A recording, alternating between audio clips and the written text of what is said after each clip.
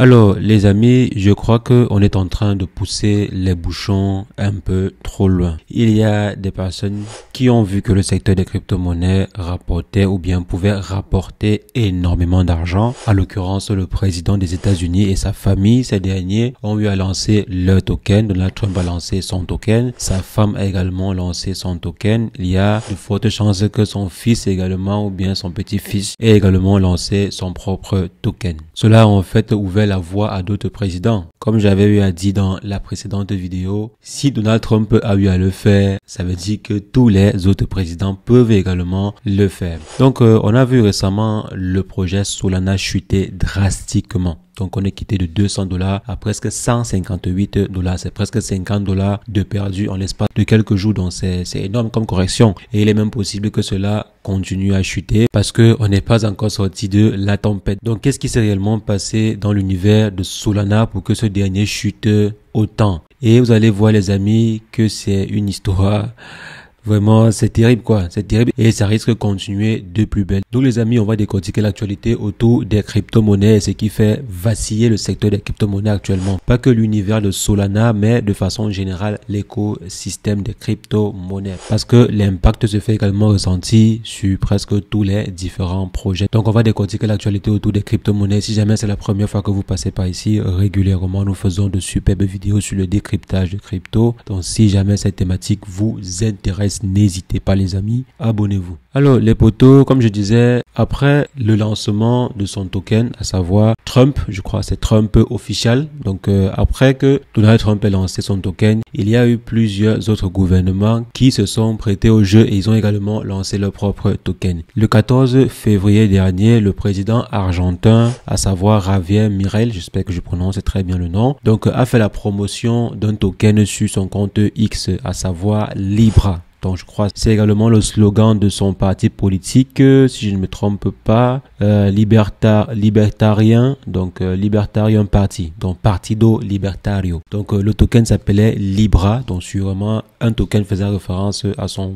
parti politique. Donc là maintenant, on a vu le token en question être promu par ce dernier sur son compte Twitter et ensuite le token en question a explosé, a fait minimum je crois du 300 voire du 400%, voire même plus parce que j'ai pas réellement eu à scruter les performances sur les quelques heures après la promotion de ce dernier par le président argentin. Donc ce dernier a promu le token et quelques heures après avoir promu, bien sûr comme je disais, le token a explosé et par la suite, vous connaissez très bien la chanson, le token a perdu près de 99% de sa valeur. Si on essaie de voir par exemple la valorisation que le projet a pu atteindre, on dit là le projet a atteint une valorisation de 4,4 milliards de dollars. 4,4 milliards. Et ensuite, la chute, elle est vertigineuse. Je pense que j'ai rarement vu des chutes pareilles. Donc, on est quitté de 4,6 milliards, pardon, 4,4 ou bien 4,6 milliards à 168 millions de dollars en termes de capitalisation.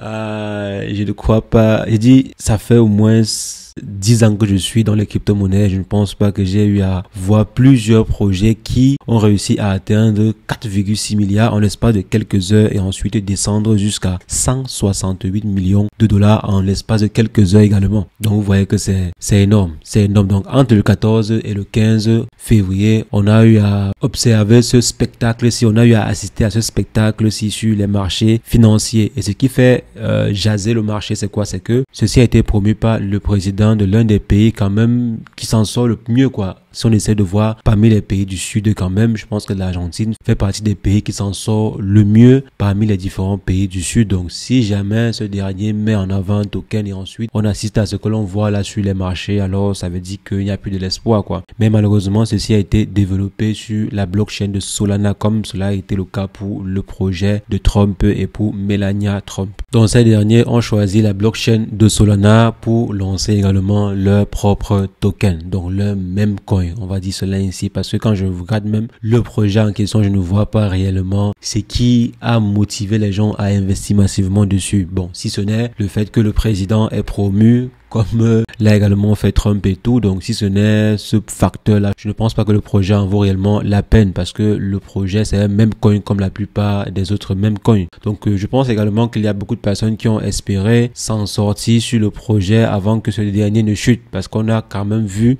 les performances du projet de Trump, on a vu les performances du projet de Melania. Donc je pense qu'il y avait des personnes qui espéraient se faire rapidement des sous avant que le projet ne chute. Mais la chute a été très rapide sur ce côté-ci. Donc on n'a pas attendu plusieurs jours pour avoir un drops pareil. On n'a pas attendu 2 jours, 3 jours comme c'était le cas par exemple pour les projets de Trump ou bien les projets américains. Mais on a pu apprécier la chute en un espace de 24 heures. Donc maximum 24 heures où les gens ont perdu énormément d'argent. Donc aujourd'hui cette affaire est en train de conduire à une possible destitution du président de l'Argentine, parce que je crois qu'il y a une motion de censure qui est en train d'être mise en place pour destituer ce dernier, parce qu'il y a beaucoup d'Argentins qui ont perdu de l'argent suite à cette promotion qui n'a pas sa place, quoi. Donc c'est pas toujours parce que le gouvernement américain fait quelque chose que vous devez également faire pareil, surtout les petits gouvernements. C'est pas parce que Donald Trump a eu à faire ce qu'il a eu à faire que le président de l'Argentine, du Brésil ou je ne sais quoi doit également faire pareil. Donc il faudrait faire attention. Je ne sais pas s'il y a un membre du gouvernement qui me suit ou pas. Donc il faudrait faire très attention.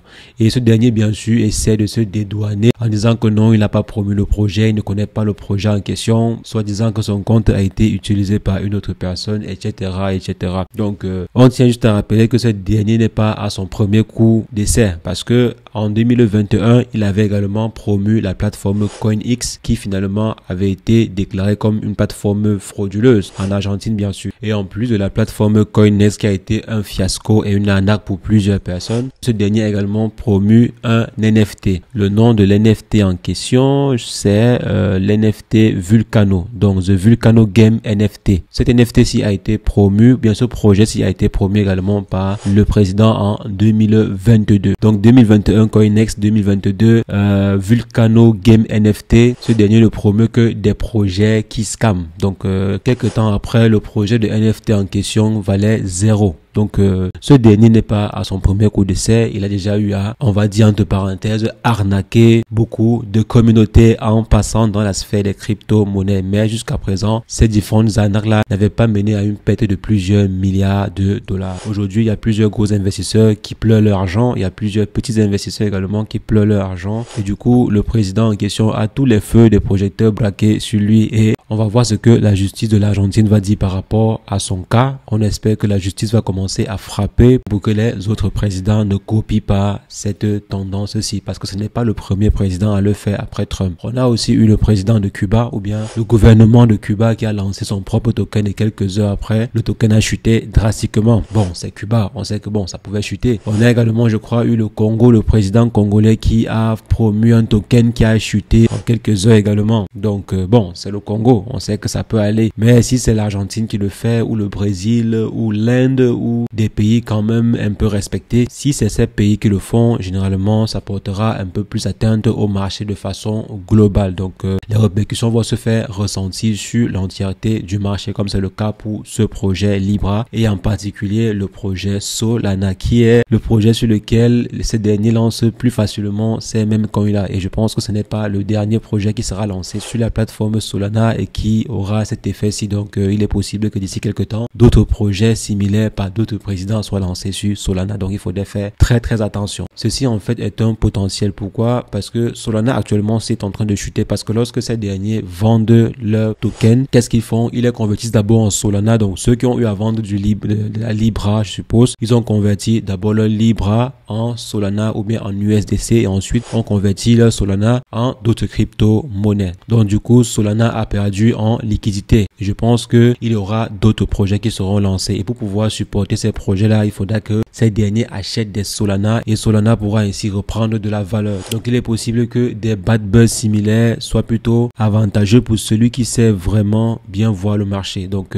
ceci va entraîner une correction sur le projet Solana, mais il s'agit sûrement d'une correction temporaire qui pourra en fait présenter des opportunités. Pourquoi pas? Donc si jamais le projet Solana corrige jusqu'à $100, moi je vais acheter beaucoup plus de Solana. Donc bien sûr c'est parce que je crois que le projet Solana peut facilement atteindre les 300, les 500, 500 voire les $600 d'ici quelques années. C'est la raison pour laquelle je dis, si Solana par exemple descend jusqu'à $100, je vais acheter au minimum 50 voire 100 Solana en plus. Donc si jamais Solana descend jusqu'à $100, moi je vais continuer à accumuler des Solana, parce que jusqu'à preuve du contraire, Solana fait partie de l'un des projets les plus intéressants à suivre dans la sphère des crypto-monnaies, et surtout dans le top 20 ou le top 10 des meilleures crypto-monnaies sur le marché. C'est pas pour rien aussi que ces différentes baleines là, ou bien ces personnes qui souhaitent lancer un projet de crypto-monnaie ou de même coin se retournent en fait vers Solana. C'est parce que Solana est très stable. Solana a prouvé qu'avec sa solution, ils ont la capacité de pouvoir gérer d'énormes volumes de transactions. La stabilité, elle est là. Pendant